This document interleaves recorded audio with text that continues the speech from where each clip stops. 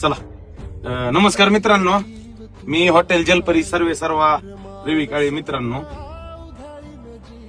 काल मित्रांनो पाऊस इतका झाला धाराशिव जिल्ह्यामध्ये आणि आमच्या एका मित्राचं आमच्या भावाचं हॉटेल सगळं वाहून गेलं.